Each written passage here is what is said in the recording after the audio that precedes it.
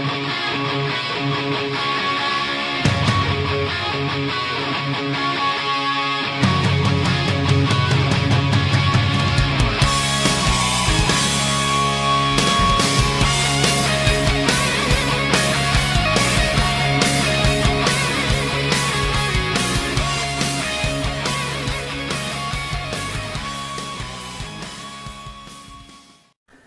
what's going on, fellas? How y'all doing? Good, man. How about you?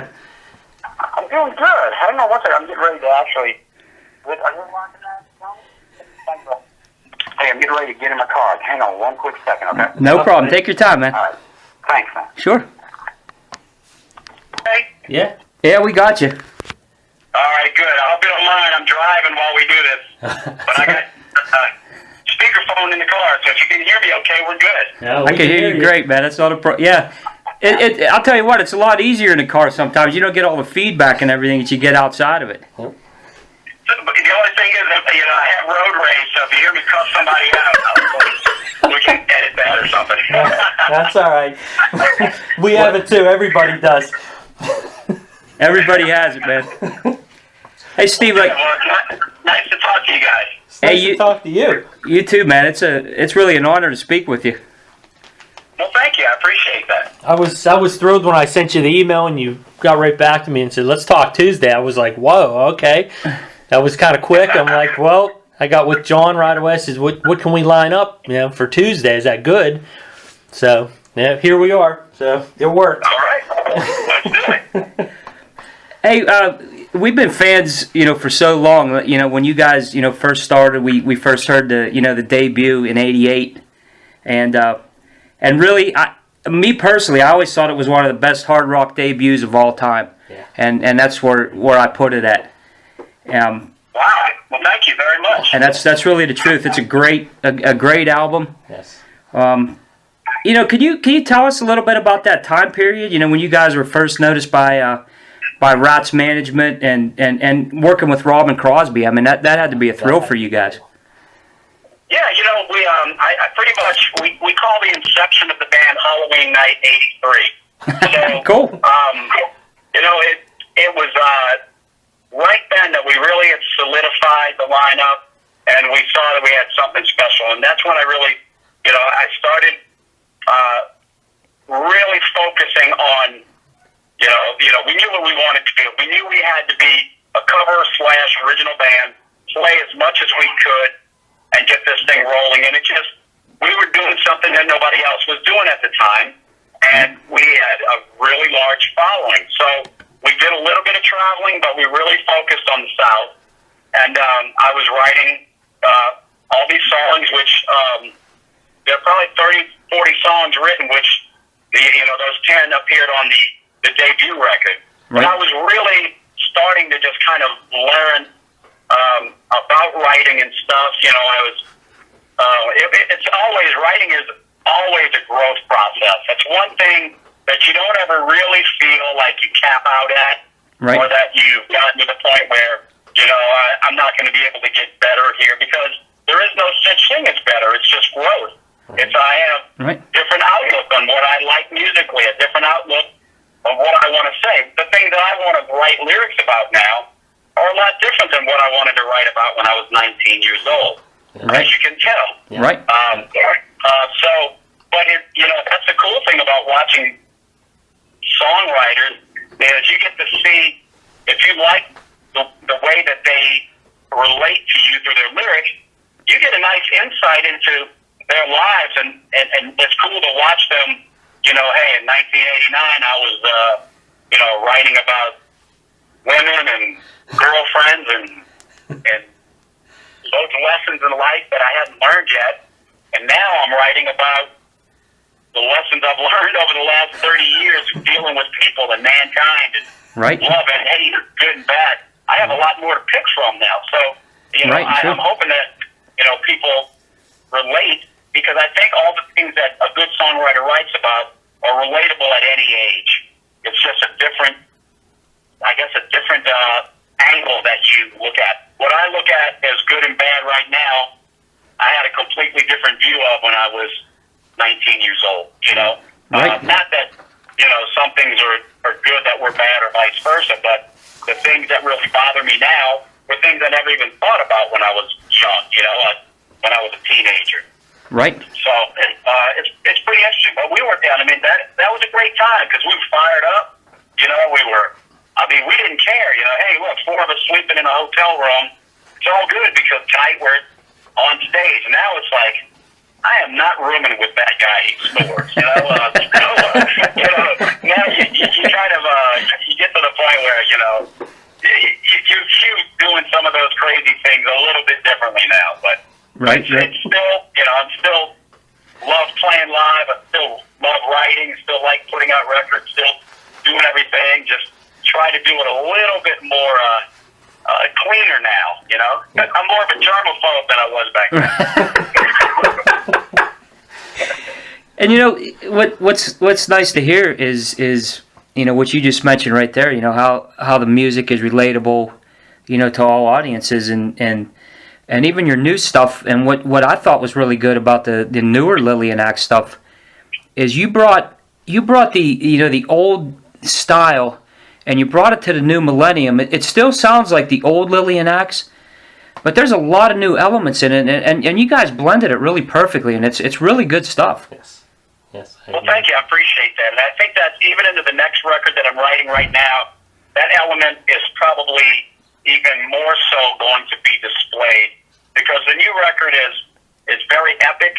The songs that I have enjoyed playing and writing the most over the years are the epic songs like Ghost of Winter, World Stop Turning, Death Comes Tomorrow, right. Fields of Yesterday. Those are the ones that I like, big, epic, melodic, powerful things. So I'm no longer in the element that I have to worry about writing a 3.5-minute commercially acceptable song, right. Because the world does not accept those anymore. The world does not. It does not help us rock bands get singles on the radio anymore. It just doesn't happen. Right. So I'm going back to writing great. I say going back to, but I am in the mindset of I'm just going to write great songs, and if it's a 3-minute song, great. If it's a 20-minute song, so what? I'm just going to write songs that move me, but right. They're all on this new record along those big epic sounds. Lots of light and dark contrast, big nice. melodies, big dramatic contrast between the parts in the song. That's what I like. So I'm finding it very comfortable without having restraints of right. what I have to do. I don't have to do anything. I can write what I think are the best songs. I can write the best things this band can perform and do right. without having to worry about it. Because quite honestly, at this point, I'm just trying to write the best record we can. There's nothing, that I'm going to gain from worrying about what anybody else thinks Lillian Axe's next record should be about. Right. That's like pure musicianship from you. That's what that is. That's what we like to hear. That's nice. I'm already excited to hear some of that new stuff now. Just the way you're explaining it and describing it, I'm already ready to hear it. I'm right in the middle of. I probably got half the record written. I'm in the process of starting to demo it, and once we get that rolling, we'll probably start recording by probably maybe September or so, August, September. Maybe even go in there a little bit and cut like a song at a time, even if I'm still writing. That's how we did the last record. Right. I still hadn't written several of those songs, and we were already starting to record the record. I wrote "Gather Up the Snow" while we were recording another song. I was just nice. I was getting some, we were getting some levels, doing some guitars on a different song, and I just started playing around with that riff. Right. I was like, hey, that's cool. Took out my phone, recorded it, put the phone down. All right, let's go back to this. Got home and listened to that riff and wrote the whole song right around that riff. Wow. In a matter of a couple of days. So you never know where it's going to come from at what time. Right. Right. And you got to be ready too. I mean, you've been doing it for so long. You know what you like, and you know what it takes to to release a great album. And you guys did it. I mean, the Days Before Tomorrow, like Babylon, The Great Divide, and I really like Brian on vocals too. I think he sounds great. He really does. And the good part about it is that was the first recording we did together. So obviously that was a few years ago. So we're so much more comfortable now. Right. And even though I drive everybody nuts in the studio because I'm such I'm a perfectionist, not necessarily on, perfection to the point of the mechanical perfection, but more of the perfection of the performance. I'd rather have a performance with soul that's slightly out of key than a spot-on performance that, is dull and boring, Right. Fortunately, we're able to, we don't have too many of the latter there. So, but now, since we've worked together, Brian's been in the band for like 5-6 years now. Right. The next process should be very smooth and easy and a lot more relaxed. I'm looking forward to getting back to that. He's got a great voice. He has very good pitch. His emotion is good, and it works for this band. So, Right. I'm excited to see what he's going to do with the new stuff. Now, is this going to be an album? Oh, go ahead. Is this going to be an album that you're going to produce as well? Yeah, I think I'm at the point right now that unless, a producer that has a track record or approaches me because he really wants to work with it, if another producer came up and said, look, I'm a so-and-so and this is what I've done, and I listen to it and I say, wow, this guy could really add something to what we're doing, then I would co-produce it with him. I'll always have a hand in producing, whether it's by myself or with somebody else, just because these things are so dear to me.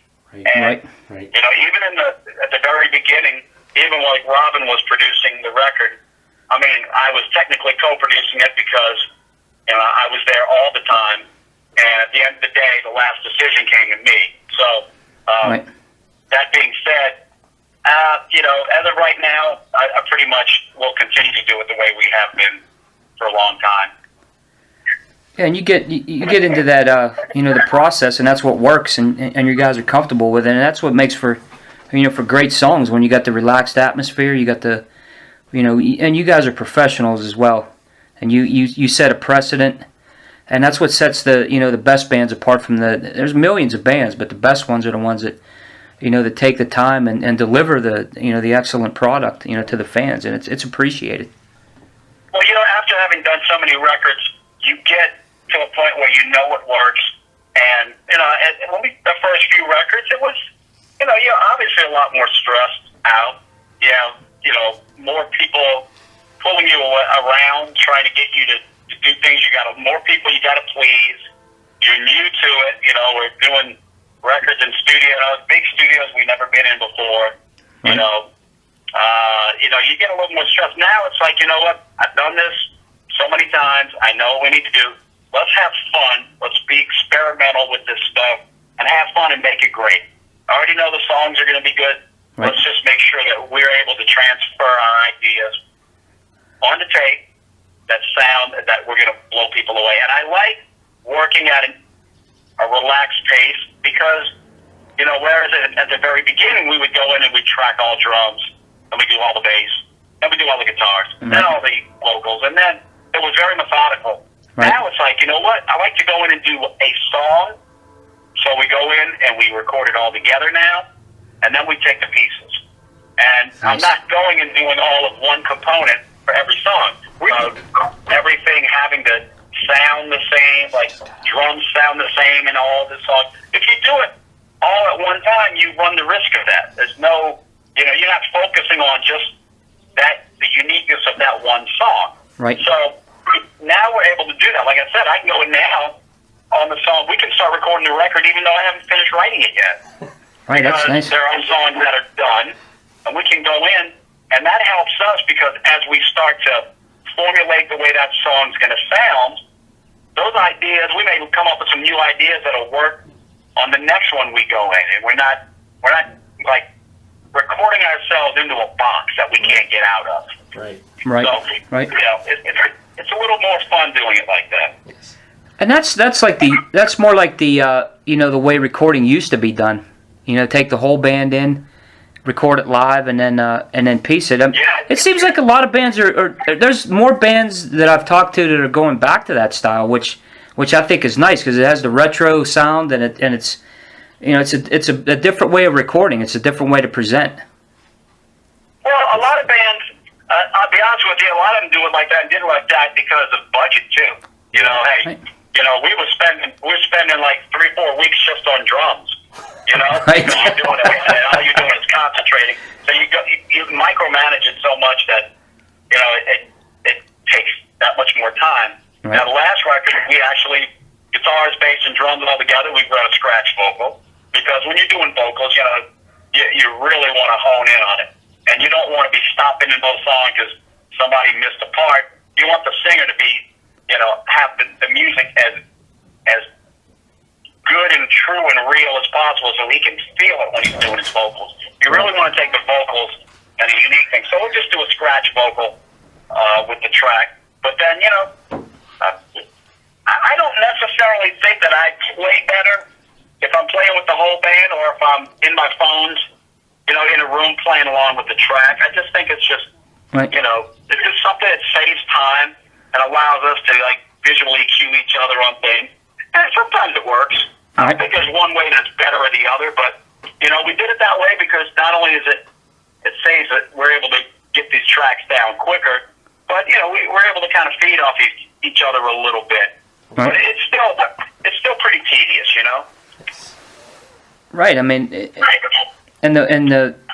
you want that professionalism. I'm sure you don't put any bad songs out just for the sake of getting that out. And you guys, you could tell that the song's tight and the structure is always tight. I've never, you hear a lot of fans, and a lot of albums. There's one great song and the album rides on that, and the rest of it is kind of it's subpar or whatever.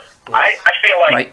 Every single song is, there is no such thing as a filler. That's why people ask me, what's your favorite song? And I'm like, kind of hard to tell sometimes because I look at each album as its own unique. I look at the album as the work, not 10 individual pieces of work. Right. Or however many songs there are. I look at it as it's a story, so track 7 needs to be part of the story as much as track 1 does. Right. Because if that falls, then the whole story falls. Right. So I look at each album as that's why we don't do singles like, oh, we're just going to put one song out at a time. No, because it's part of a comprehensive work. That's Right. just how I like to do it because they're all stories to me. They're all snapshots in time of ideas. Right. And it's a legacy at times in your life too. I mean, like you just talked about earlier, with the things that you're going through and how the world is, and the way you look at things, and that, you sense that. You're absolutely right. Hey, while we were talking, we have a good Lillian Axe story for you, Yeah, you'll like and I know you will appreciate this. We, back in '92 when Poetic Justice came out, it was one of those deals where, hey, we knew the album was coming out that day, and we hurried up and hit the store. And back then it was always cassettes because CDs were kind of just coming out, and being younger and everything, you couldn't afford it.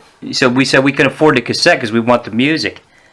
So we went in, we bought Poetic Justice, and one of our real good friends, after we bought the album, came out of the mall, we went into a what was it called? Service Merchandise. I don't know if you remember them. Yeah, I remember those. Yeah, and they had all the stereos set up in the back. So all the stereos are set up. We're on one end of the store.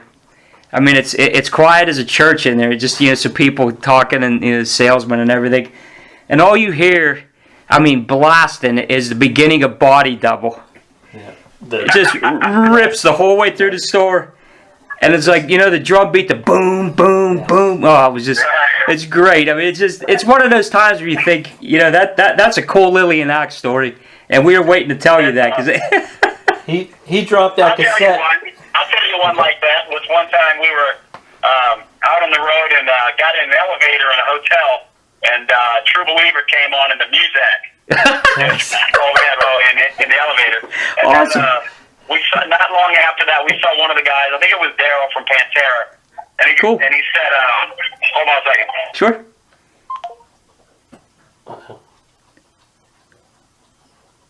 I think I lost him. No problem at all. So, Hey, thanks for doing this. That's pretty You're cool. giving us your time, so oh, man, dude, it's my pleasure, man. I appreciate you guys. No problem. we appreciate everything you do. Well, thank you. Um, So where were we? we were talking about you were telling us that story about the Muzak playing in the elevator. Yes. Oh, yeah, that's right. And it was Daryl from Pantera. When I saw him, he goes, man, I was in the Taco Bell the other day and heard True Believer coming through Taco Bell. So, we made it. That's awesome. That's a great story. Yes, indeed. And that'd be cool if you could hear it now too. I mean, playing all those years, Yes. going back into it like that. That would be Anytime I hear us on the radio, whether it's in a store, when I put on XM and Hair Nation's on, I hear the song, or I hear it on any station whatsoever. I always have, and I always will, no matter how many times I hear it. The world stops at that moment, and I listen. And I just love the way it sounds coming over the airwaves. It's Right. always been a thrill, and I guess it always will be, no matter how many times I hear it. I hear it on the radio, and it's like it's amazing. That's a great song too. Thank you so much. That really is a great song. That's the way we feel when I hear it on the radio. I love And to hear it. It's one of those songs too. When you listen to it, you remember it. I mean, you have it, going through your head for hours, and that's really what it's about too. That's what you guys strive to do. You nailed it. Yeah, it's one thing you cannot say about Lillian Axe is that we're predictable. When you Right. take things from every record had its own unique sound, its Right. own unique vibe to it, so to speak, and the songs, it wasn't like there's some bands that have a signature sound and it's it's there in every song, which is good. It works for them. Right. For us, everything, what makes it sound like a Lillian Axe song is not in the predictability of the arrangements of the chords or whatnot. It's just in that intangible melody, and that I don't know if it's because the guitar sounds are all different, but I guess it's just the unique flavor that we've created. Right. That even if it's a different record from 10, 15 years ago to now, you still can tell that it has our sound, and that's really that's a blessing, because it's nice to have people, and I hear it now and then. A new band comes up and they're in the style of Lillian Axe and so and so, and I think that's cool. That's quite a compliment when you hear that. Yes. Absolutely. And you know what, Steve, when you were talking about the how you guys are unique, and that was one of the questions I had too, is you guys weren't just like the run of the mill band. Everything I heard, Lillian Axe, there was always, it wasn't just like two chords in a cloud of dust. There was a lot of substance to the songs, and there was like things that were in different timing too, which I thought was cool for for a band of that style that you guys were. I think the reason for that is because every time when I write a song, it's its own little world, and I don't try to rush it through. There's songs that I've written in 15 minutes. There's songs that I've written in 6 months. It depends. I've always just let it have its own gestation period, so to speak. And when it's ready to go, no matter how long it takes. So I never would. I mean, I've got a vault full of songs that never got finished because I either, for whatever at that moment, just wasn't happening for me, or I wasn't able to finish it. Right. Some of them I go back to them and they finish like I wrote them yesterday. Sometimes it takes a while. That's cool. But I just take a lot of pride in making everything the best of my ability. So there are a lot of songs that just never made the records because they never quite fit in, or we had too many songs and we had to drawback. We can only put X amount on a record. That's why, like, if you look at Sad Day on Planet Earth, the record, I had so much material that record actually, I think the majority, the most that a CD will allow you is like 76 minutes and 8 seconds or something like that. Right. And we squeezed that and exactly the majority of time that you can put on a record. Yeah, like 15 songs on the record, and right. That's every available second to be used up. And the funny part about it is it's a long record with a lot of songs. Right. I even had a couple people say, I love that record, but it's just too long. You know, my attention span is not that long. Like, you can't please everybody, you know? Right. You try to get as many songs as you can, and sometimes they just want a 6-song record. That's it, you know? So. Yeah, I would rather. I mean, when the music's good, I want it to play longer. I mean, you guys could put 20 songs on an album, I'd be happy. Well, you know, if we could, we would. If there were 20 songs I could fit and they worked for the record, I'd do it. Right. If I wrote one 75-minute song and it worked, I would do that. So I don't really have too many constraints. You know, now we talked about, you know, some of the, you know, stuff like, you know, how things are now and what it was like back in the, you know, 80s and early 90s. And I know we've been noticing there's a lot of younger kids in the crowds now, you know, seeing the hard rock bands and the metal bands.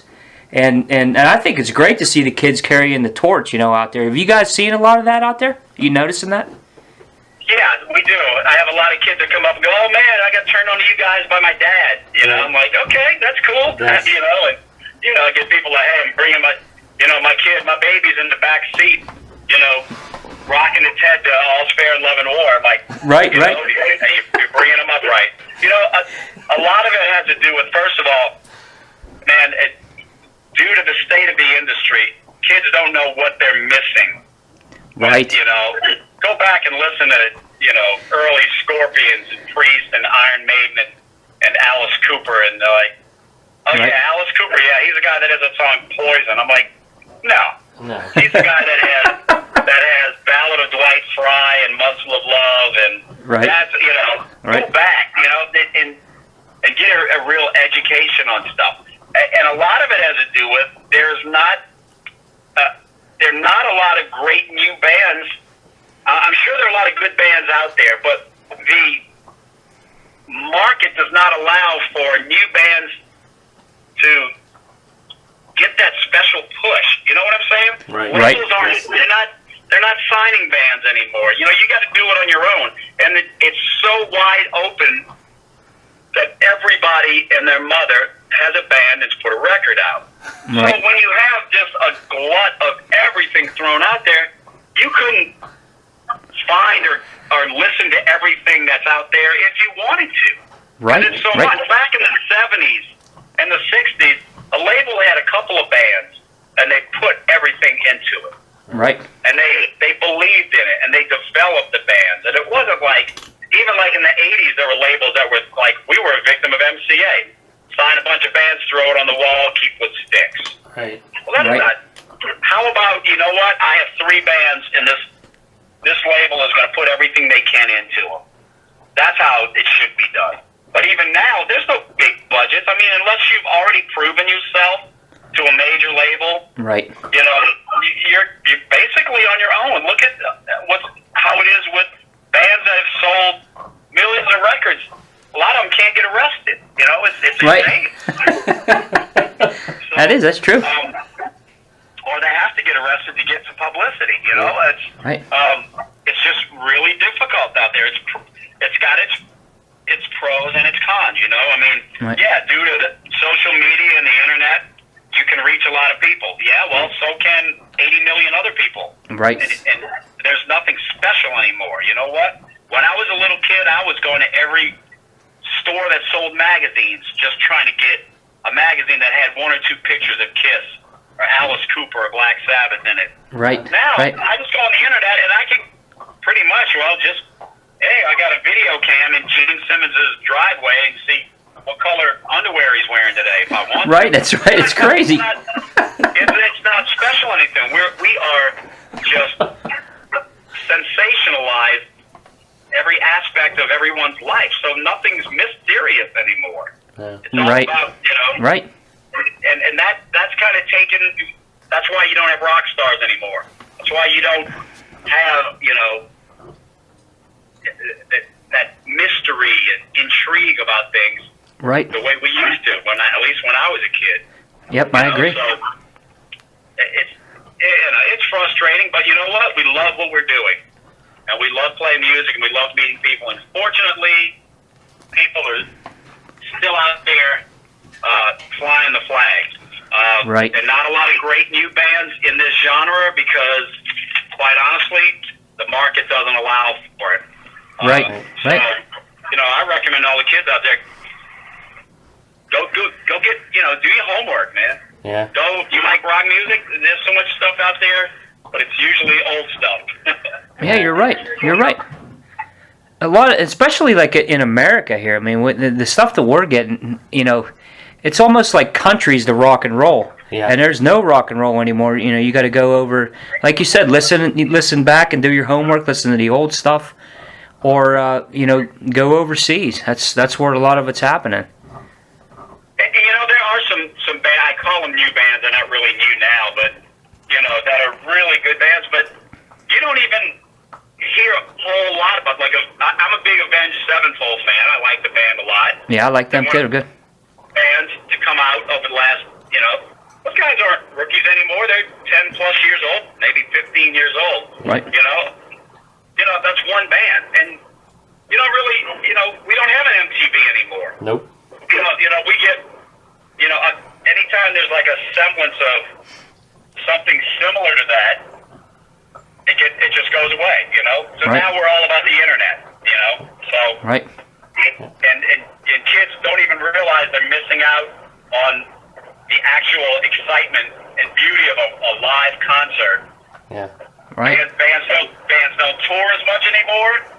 Right. It's financially impossible, and when a band does come to town, the tickets are so ridiculously overpriced that most people can't afford to go to them. Right.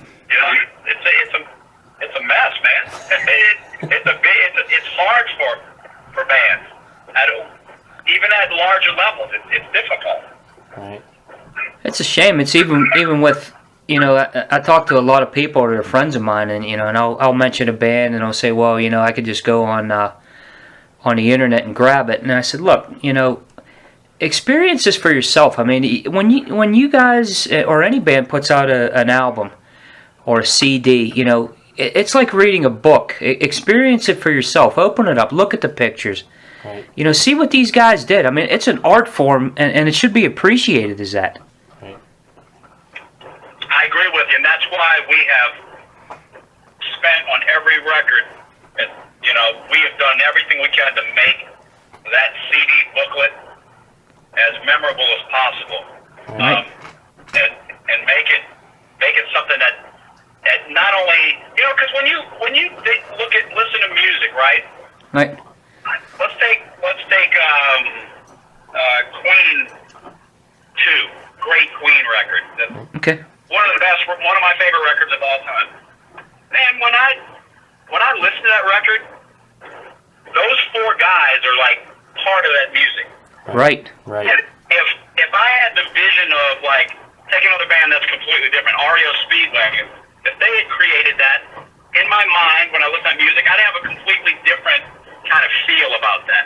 Right. So what I'm saying is the attitude, the visual of the band, the way they come across, the way they present themselves has a lot to do with when you like the music, making it that much more endearing to you.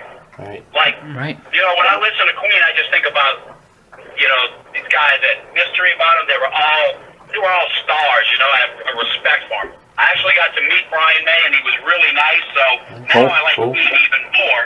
And, Right. and then when I have a band that I listen to their music, and they're broken up 20 times, and there's only one guy fighting the other guy, it kind of Right. makes you sometimes, it like ruins your whole image of the music, it's like, Right.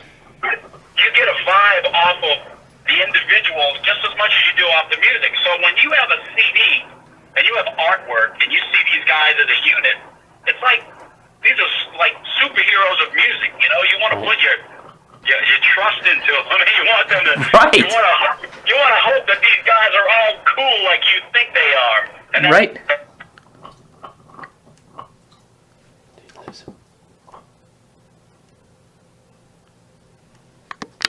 They're important as well. It's important for me to be nice.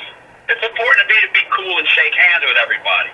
It's important for me to, when I put something out there, Right. that those people look at me and go, you know what, Steve Blaze, he has pride in his music. He cares about this. He's not just not throwing it out there, you know, for any other reason other than he believes in that, you know. So all those little elements from artwork to how I present myself to people, Right. you know, that's important to me. Maybe other people might think I'm nuts, but that's just how I look at it. Steve, I have to agree with you because whenever you were here last time in the Pittsburgh area, you played at Grimm's Roadhouse. Yeah. Yes, I met you, and you were nothing but nice as pie to me. You treated me, you know, the way I looked up to you guys. You autographs, whatever. I have a picture with you. So whenever I asked for the interview, and you responded, I told my brother, I said, I met Steve years ago, and he was the nicest guy. I said, so the interview I think is going to go great, and it is. Oh, that's cool, man. Yes. Hey, listen, guys, if something happens and we cut out, I'm on a bridge. That means I got about 30 seconds, and I'll call you right back if I happen to lose you, okay? No problem. No problem. So, but no, Grimm's, was that little bitty, almost like a house? Yes. In the middle of, Yes. I remember that. Oh, Yes. man, that was like playing at somebody's house, wasn't Yes, it? yes, yes. Were you guys, was that the same one? Were you with, who else was with you? Bullet Boys? Yeah, Bullet Boys and, Was Pretty Boy Floyd with that too? yeah. Yes. Master Pussycat, and wasn't Jack Russell on that too? Yeah, He was. That was a bit, that was, Yeah, that was that tour. We spent 2 months on the road with those guys. yes. Yeah. Yeah, speaking of which, we're gonna be interviewing, That was like the smallest place, the smallest venue on the whole tour. yes. It was like playing in someone's living room. It was. I felt like, I was waiting for him to, somebody's grandmother to walk out of the bedroom and tell him to turn it down or something. I don't even think they have that place open anymore, so, but it was just one. It's amazing. I tell you what, though, those people were really nice. They had a kitchen in the back. Right. And that's what I hung out in the kitchen with the cooks, and they were like, they were letting me cook food up, and they were like, right off the, they fattened us all up at that place, man. They really knew how to make the best out of that situation. But it was a lot of fun. It was good. Yes, that was a great show. Yeah, I was there. Yeah, That's it. because speaking of, we're at Pretty Boy Floyd. We're going to be doing speaking with Christy Crash next week. Okay, yeah, we spent a couple of months out on the road with those guys. Yep. That's always cool to how the bands are get along well nowadays too. I mean all the everybody has a it seems like a good camaraderie nowadays. Well, once you get through the egos, yeah, they do. Right. When, That's true. When a band has had their success and I say that kind of jokingly, but there are a lot of guys that I know that were great and nice even when they had at the top of their game, Right. and some of them that weren't so nice that became nice when they needed. They realized that they couldn't keep acting like that. Right. Yeah. Right. And that's true. I just think as a human being, no matter what you do, being respectful of other people is the most important thing. You definitely were when I met you. Well, thank you. I'm glad. Yeah. Now doing this interview and getting a chance to talk to you, I'm even a bigger fan. Yes. I really am. Well, I appreciate it, man. No, it means a lot. I mean, you guys, it's guys like you that are so vitally important because you are. If there weren't guys like you out there continuing to support it, And like you said, you're reaching people that a lot of people have no idea who so-and-so is. Or, you know, you probably have listeners now like, no, I've never heard of Lillian Axe before. I never heard any of their music. Right. I turn them on to going and making fans out of them. And doing that for just the whole genre of what we all grew up with and what we all care about. So, Right. you know, I appreciate that, and you guys are very important. Don't ever underestimate your importance in this. And that was the whole foundation of the business. You know, when I started it was the CDs and the collectibles. You know, just from being a fan, and then I decided to do reviews, and I got into interviews with Frontiers Records and AFM, and now it's blowing up. And what's nice is we get to interview, you know, guys like you and you know, the bands and doing the reviews, and we have such a passion for it, you know, to spread the word about what you guys, you know, have done for our lives and getting it out to the people, and that's our driving force right there. Right. That's exactly it. Excellent. Well, anything I can do to help, you let me know, man. You just let us know when that new album's coming out, man. I'm ready to go. Well, in the meantime, we're going to be releasing an album of. It's going to be a best of our ballads. Okay. Cool. It's called The Forgotten Art of Melancholy. Cool. And it's going to have one new ballad on it, and it's going to be. I always wanted to do a collection of our ballads, like The Promised Land, See You Someday, Ghost of Winter, World Stop Turning, The Right. Day I Met You, Needle in Your Pain. All those songs combined in one album tells a story in itself. I thought it would be neat to have them in one collection together. Cool. And we're working on that right now. We're getting ready to record a new ballad to add on to it. And we're going to put that out probably summertime while we're starting to work, record the next record too. So Nice. So hopefully within a year we'll have two new albums out. One best of and one new studio record. Yeah, I saw that. You guys put that out there, that post, and it has that, you know, the melancholy and the, you know, I watched the clip and everything, and that's a pretty cool clip how you put it together. Oh, thank you. I feel like nowadays sometimes, you know, when we listen to music, every song elicits a certain emotion, whether it's, you know, excitement, sadness, anger, you know, whatever. It depends on the song. But there are a lot of songs in our catalog that are, people say are, you know, they're, you know, ballady, but they're sad, but they're also uplifting at the same time. Right. And I think and that's why I called it The Forgotten Art of Melancholy. I think melancholy, which is kind of like that peaceful sadness that makes individuals very reflective over their lives. Right. I think that to make an entire record of songs like that can not only make somebody, at the end of listening to 12 of our ballads, to give them a kind of inner peace, but let them be a little bit reflective about things, and maybe at the end of that, come out with, you know what? I just kind of got a little bit of a new insight on things. Right. You know, I'm a little bit more peaceful, you know, because these songs a lot of them are about loss, Right. and about, you know, having hope at the end of loss. You know, because there's nothing more horrible in our lifetimes. The worst thing that we experience in our lives is losing someone close to us. Right. Now, I don't try to harp on that. What I try to do is bring that to people's attention, that even though this occurs, and it's a part of our life, and we have to expect it, because everyone dies. Right. If you have, you know, your spirituality together, whatever it is for you, there is brightness and hope at the end of that. And if I can, you know, I've had so many people come to me Right. and tell me how a song or two or all of our ballads here or there, certain ones have gotten them through dark times in their lives. And Right. that's probably the most rewarding thing that I have experienced, is knowing that for whatever reason, something that I created has helped somebody in a bad time in their life. That's strong. Yes. You know?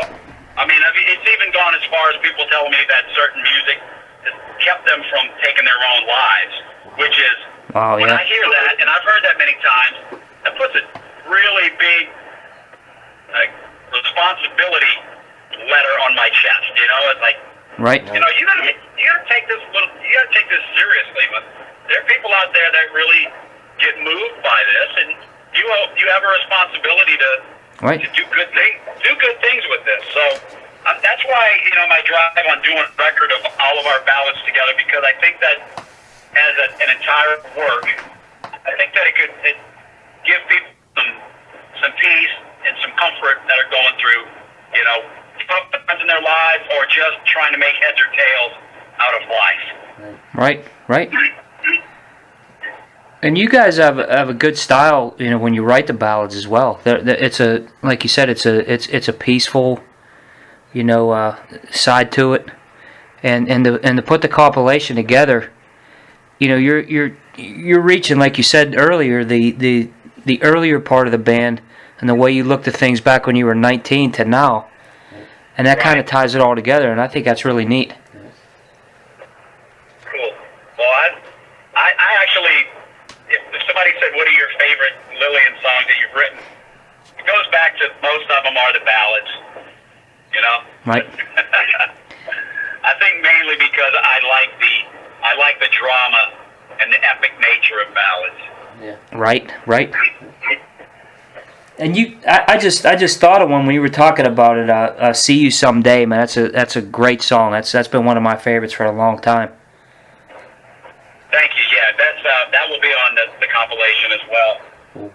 And we actually play it live now. We brought it back into the set. Nice. And had a lot of people have come to me, you know, moved by that song. And so, as a matter of fact, somebody that one of our fans that I met a time or two just passed away about a month ago, and his wife, they named their child after Lillian Axe. Her name is Lily. And, Wow. They played "See You Someday" at his funeral. And Oh man, it was that's great. I mean, what bigger honor can you have when someone wants to, you know, remember somebody in that particular sad time with a piece of music you created, you know? I mean, Right. It's humbling and very, very, very sad at the same time, you know? Right. But, hey, it's giving them comfort, and that's the most important thing. And that's the ultimate compliment as an artist too. I can imagine. Oh, it is. Absolutely.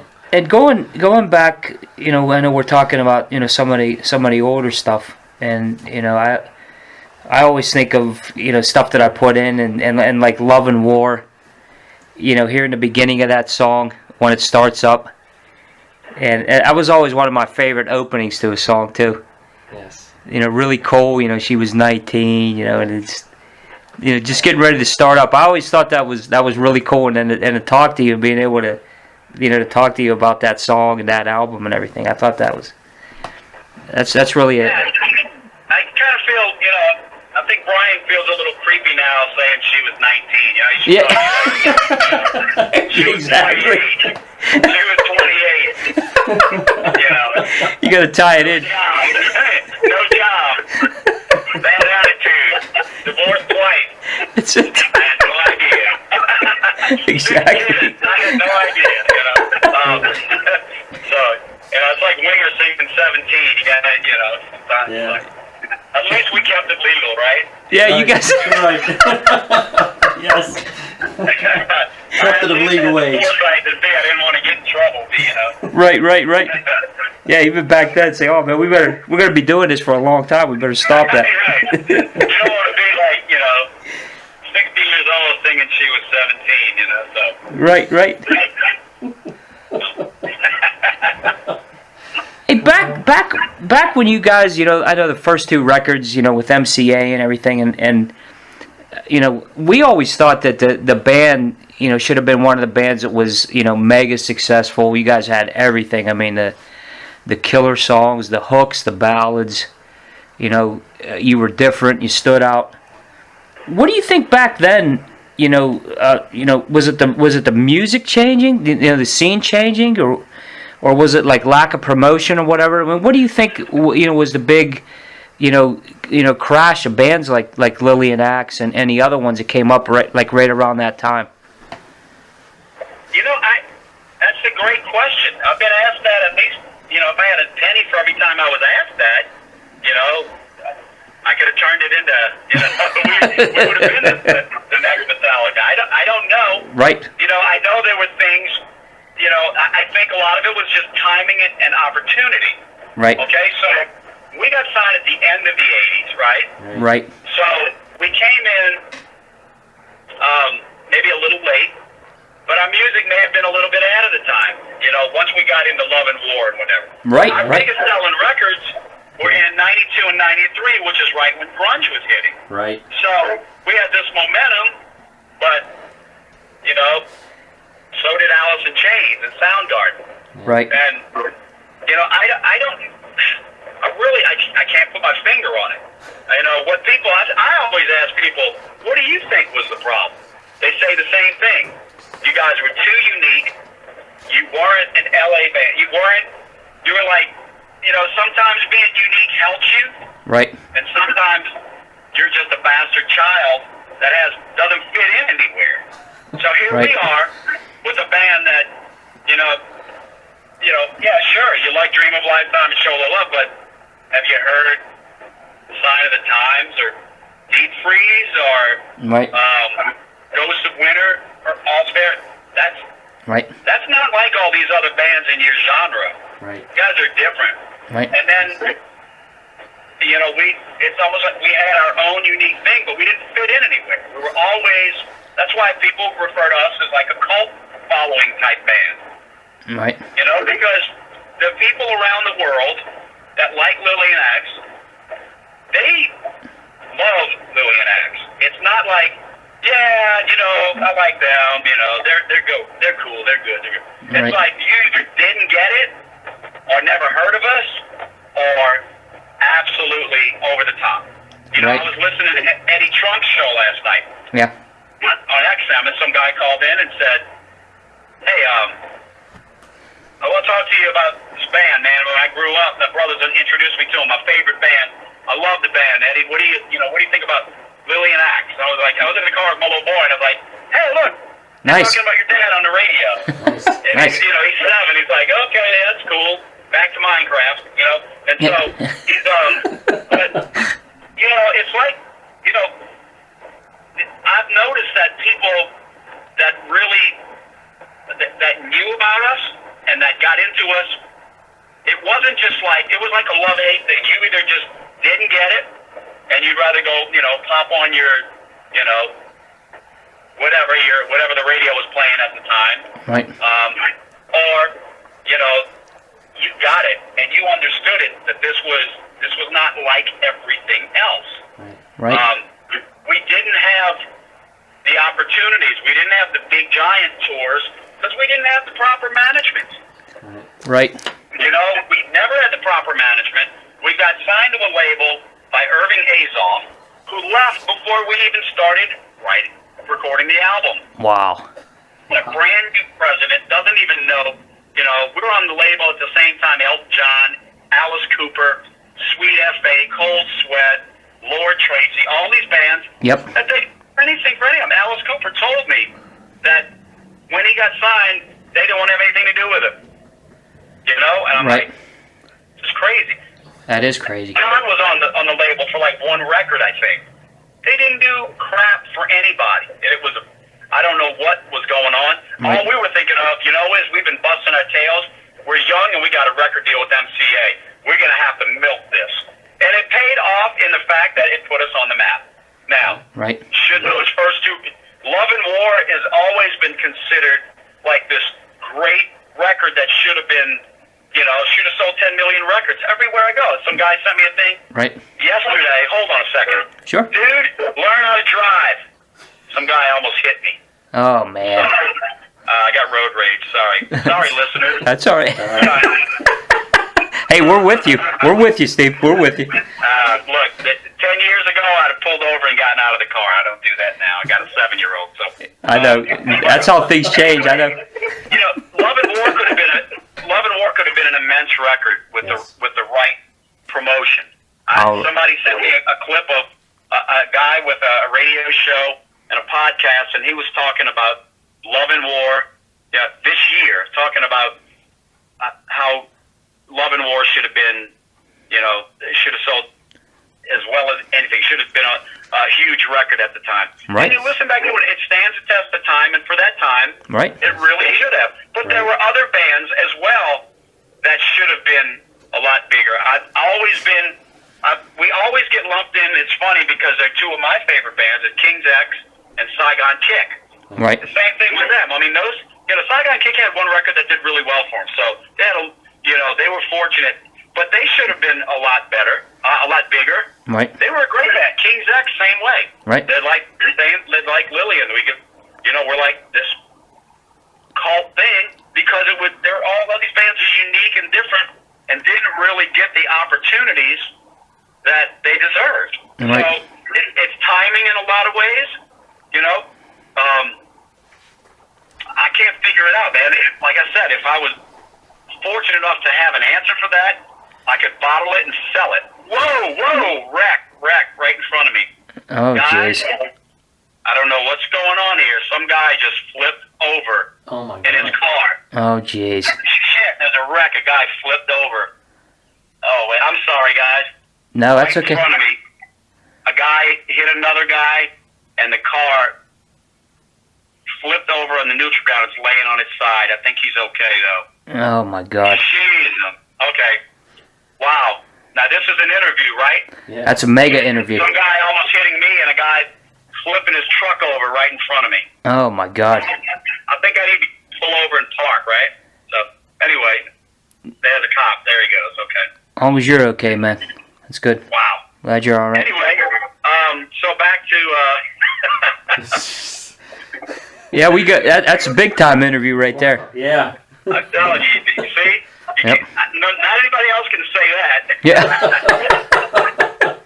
Wow. Glad you're okay, man. Oh, I'm good. I'm That's worried right about in the front guy that truck flipped on its side, but... Yeah, that's a bad one. Oh, man. Look, dude, I'm down in New Orleans right now. You could ever imagine. You guys just had Fat Tuesday and all that last week, huh? Yes, I was about...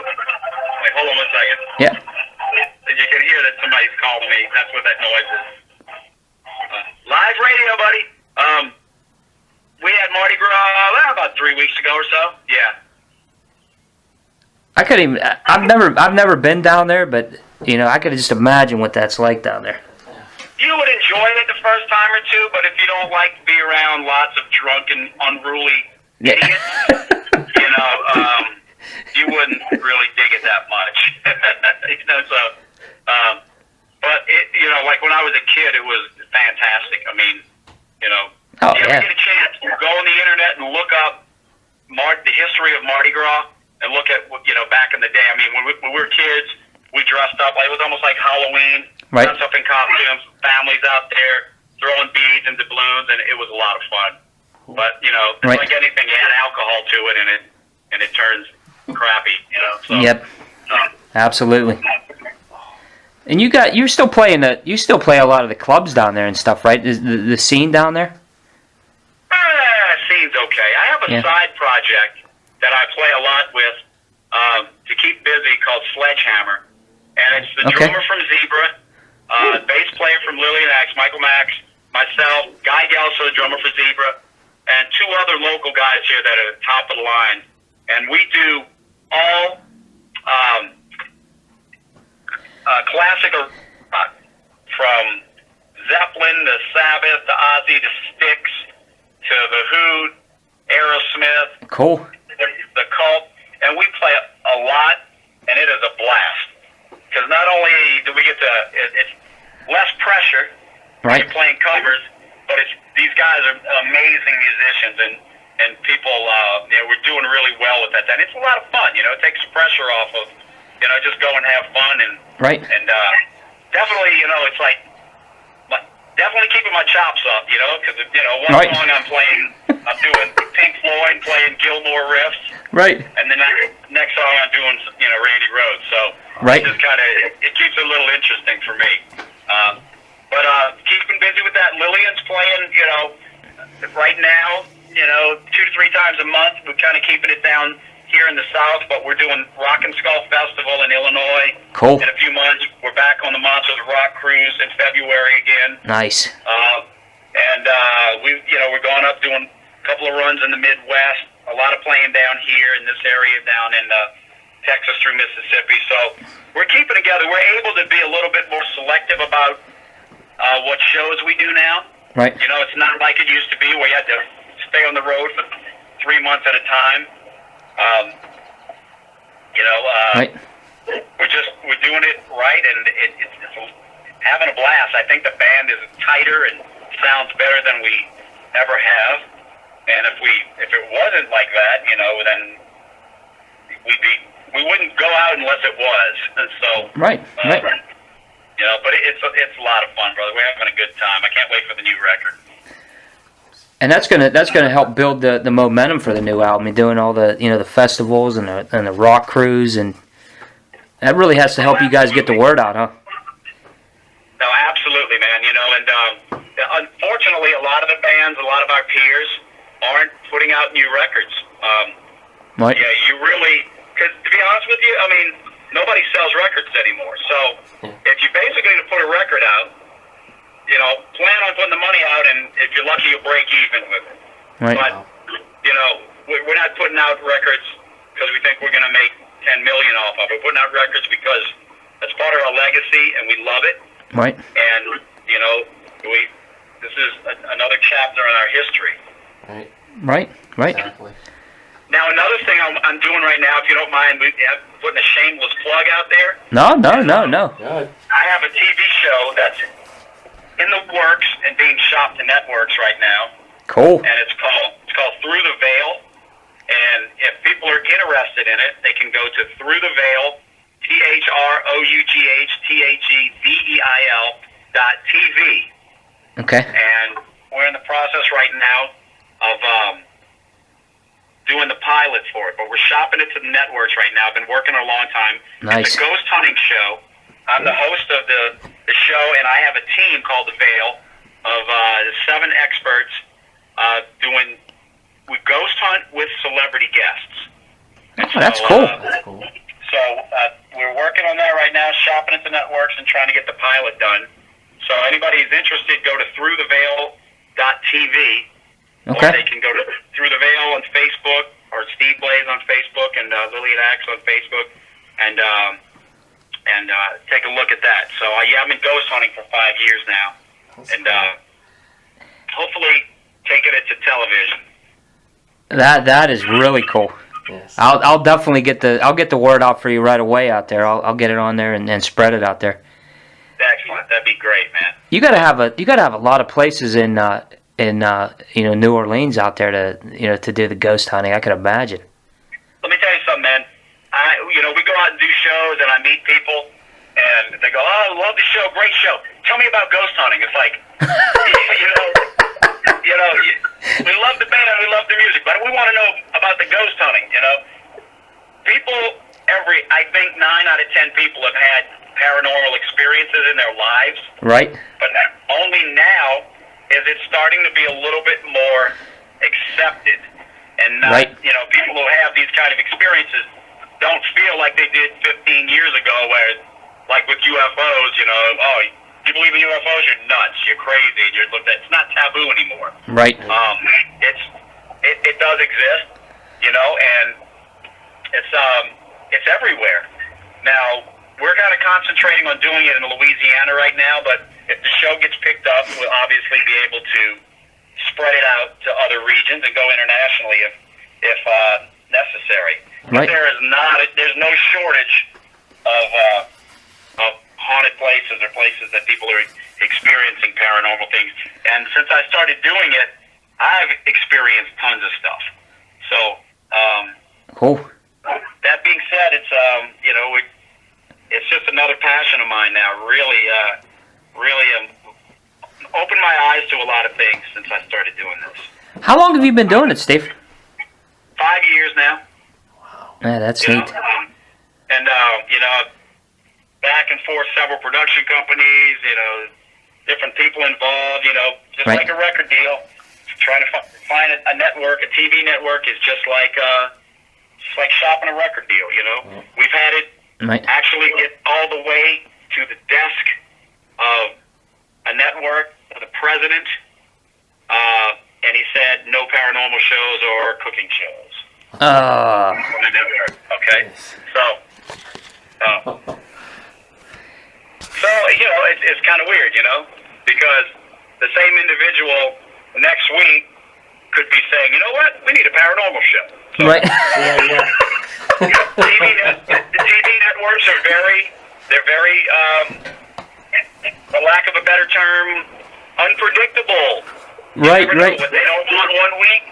You know, somebody else has some success with them on another network. All of a sudden, they want to jump on the bandwagon. It's just like everything. Just Right, like when right. one band is doing well, everybody wants to sign copycats of that same band because they think they're going to jump on the bandwagon. Exactly. You know? Exactly. So, same thing, but it's a lot of fun, man. We really have enjoyed doing it. So hopefully we find the right network and get it aired.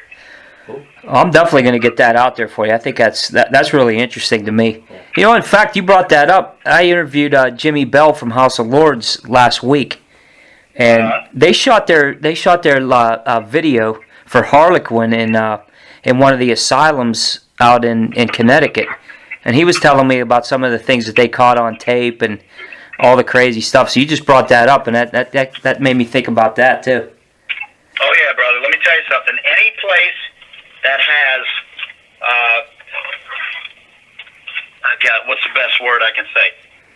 Stress-related atmosphere and Right. confusion and sadness and death and I think that spirits or energies, I think they feed off of that. I was just at a family's house the other day that they're having all kinds of things happening to them, from doors slamming to the little girl seeing shadow figures, Oh, jeez. to seeing a man who committed suicide on the property. He's showing up in different parts of the house and in the yard. Wow. But there's a lot of discord and confusion in the household. Right. And I'm seeing that as a constant situation in a lot of individuals' houses that we're going to, where, you know, there's a lot of stress and, you know, financial problems and this and that. And I think spirits feed on that. So when you go to an asylum or a morgue or hospitals, Right. where life and death happens so much, Right. I think that, you know, a lot of this is based on energy, and that's probably why they saw so much at an asylum. Right. I mean, I couldn't even imagine a place like that. Now that you brought this up, is this like some influences for some of your songwriting for this next album? Not directly. I mean, I don't think I'm going to write a song about a ghost. Right. You know, on Psycho Schizophrenia, I wrote a song called "Voices in My Walls," Right. which Right. was, you know, I have a lot of very vivid dreams, and a lot of them involve communicating with the deceased. And Right. you know, I haven't even told my wife this yet, but what I'm about to tell you. But last night, our manager died about a year and a half ago, and I had a dream last night. Matter of fact, you guys are the first ones I'm telling this to. I had a dream that he called me from the other side on the phone, and I was talking to him. Now, you guys know when you have dreams, they're so real. Right. You know, and as a matter of fact, that the emotions you go through in your dreams sometimes are amplified times 100.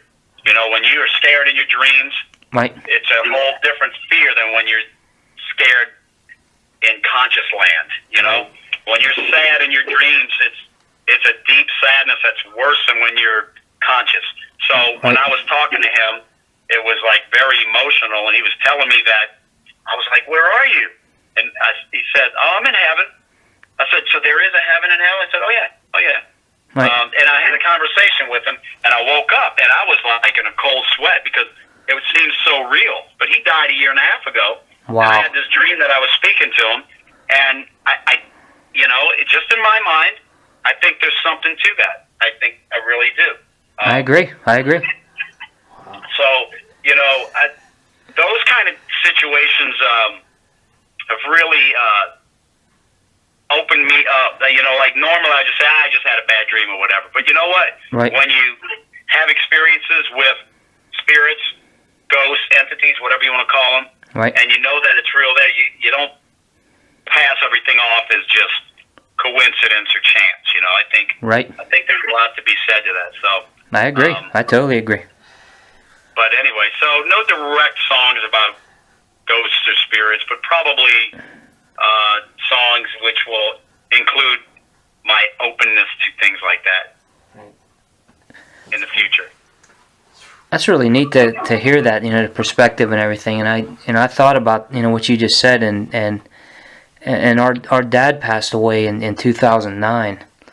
And I remember, maybe 3 or 4 days later, having a vivid dream of him, on the beach talking to me, what he looked like and everything. And I asked him, I said, Dad, what's out there? And he looked right at me and just said everything. Wow. And that's the only thing, I remember, from the dream. But it sticks with me to this day, You see, most people would probably say, oh, you just had a dream. I don't believe that. I think Right. that was a way for your dad to reach you, to give you solace and peace. Right. So anyway. Well, gentlemen, listen, man, I'm here at my basketball game, so I'm going to Good jump deal. off if you don't mind. It's Absolutely. been a huge pleasure. You too. And if you guys look, anytime you want to have me on, all you got to do is call me. We'll set it up because I love talking about this stuff, and you guys are great. So So are you. You too, Steve. please keep me. Let me know when this is going to, be up and ready to go, so I can put it on our sites. Absolutely. Send traffic to it. You and got like it. I said, man, you guys have my number, my email. Please call me anytime. I'll keep you posted on everything that's going on with the band. Nice. Awesome. We'll get the word out for you too, Steve. And we appreciate your time, and we also appreciate everything that you have put out, music-wise, and everything from the past until now. It's been a big part of our lives. Always will be. And like you said, always will be. And it's definitely appreciated. I mean, deep appreciation. Thank you. Well, I'm humbled, and I really do appreciate that. Thank you so much. And let's keep in touch, man. I'll keep you posted. Anything I find out or come up with, I'll let you guys know. So You got it. Stay in touch, and we'll talk to you guys soon. And to all you people out there, thank you so much for all the support. And you can find me on Facebook, LillianAxe.com. Facebook, you can find anybody now, so you can reach Exactly. me. Yeah. And as soon as I get the new record out, I'll make sure you guys get the sneak peek on it. Cool. I can't wait to hear it. Hey, good luck with the show too, man. I'll get the word out for you. Yes. Thank you, guys. Y'all take care. We'll talk to you soon. You too. Thanks, Steve. Thanks, Steve. All right. Bye-bye. Thank you. Bye-bye.